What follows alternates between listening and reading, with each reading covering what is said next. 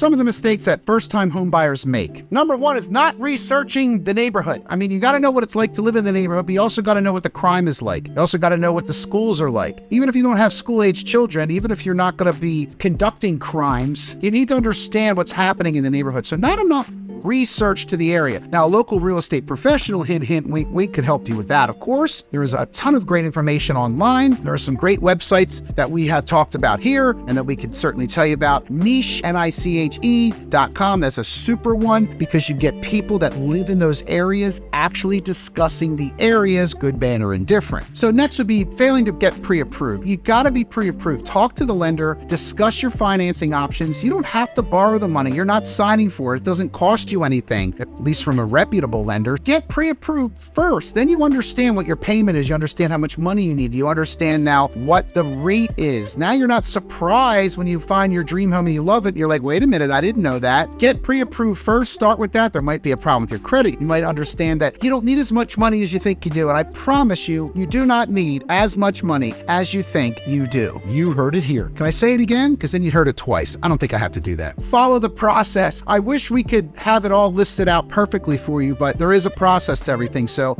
hopping a step, like not being pre-approved, I'm trying to look at houses, or jumping another step, oh, I don't need to get an inspection, I'll do that later, or excluding things from contracts, or maybe not talking to a professional first, or maybe talking to the wrong professional. Jumping around and not following a process would probably be another big no-no. Definitely got to consider the long-term costs of home ownership. You know what your payment's going to be, you know what your utilities are going to be, but you're going to have maintenance involved. You're going to need major construction at some point. Say major construction, but you need a capital contribution account, all right? So I usually say about 10% of your mortgage payment additional. Put that in a sock drawer or maybe an account that gets you some interest. You're going to need that for capital improvements. You're going to need new windows. You're going to need a new roof. You're going to need heaters, and etc. So some systems fail. They do. I'm not sure if you're going to fall right off your chair or fall out of bed as you're watching this video, but things break and you're responsible for it. So there are some long-term costs, but there's a lot of long-term benefits. So skipping a home inspection, that's a big one. You don't necessarily have to have a home inspection, but you need to have a home inspector come and look at the house, or a contractor. You should have someone that is professionally trained, that knows what they're looking at and looking for, come and look at the house. You can skip the inspection and the agreement of sale to make your offer more attractive, but you need to have it inspected. You need to have it looked at. It's a great negotiating tool. Some sellers won't go for it. Some sellers will go for it. It's all relatively speaking, of course. So get a professional to take a look with those professional eyes and that experience behind them to see what you're not seeing. Also, speaking of professionals, you got to call the right agent. You call me, we got it taken care of. Literally worldwide, literally nationwide. And that is the sales pitch about me today. But of course, you want to have someone that knows the area, but also does an appreciable amount of business. You might know the area, but not know a lot about a real estate transaction. You might know a lot about a real estate transaction, but you may not know the area. Now, it doesn't have to be somebody local, but someone knowledgeable, somebody that understands markets and somebody that understands neighborhoods and somebody that has a great YouTube channel.